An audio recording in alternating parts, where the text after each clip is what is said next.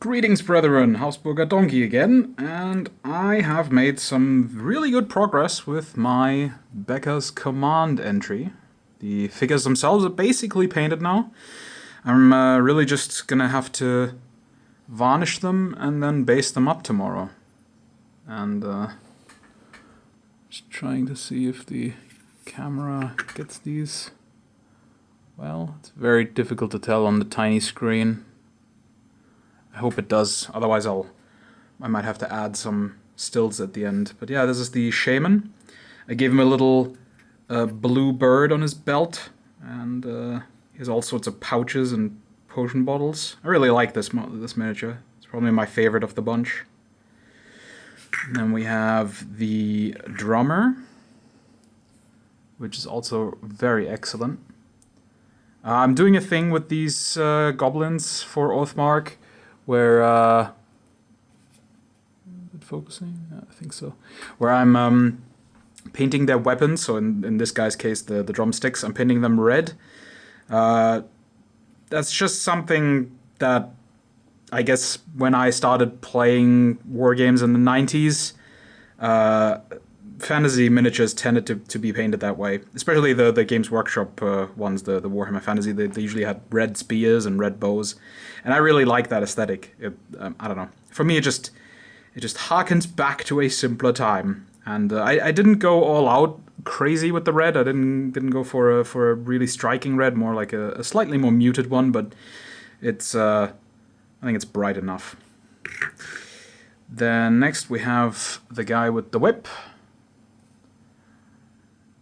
Here I didn't go too red with the whip itself. I used a bit more red for this horn that he has on his belt, and then of course the brightest red for the shield. The colors for my goblins are red and black. For the whip I used cavalry brown and highlighted that up a bit. And yeah, for all their gear, basically just a random assortment of browns and grays. I didn't want to go too colorful with the sort of average goblins. I did use a bit more color on the shaman because I wanted him to stick out. Also on the king. Yeah, because they're my actual leader figures. These two will probably be inside of units. Although I'm not sure with him. He might be an advisor. In quotation marks, a goblin advisor. And he will obviously be in a unit. And then lastly we have the king, and I really like this one. He's got a bit of a double chin,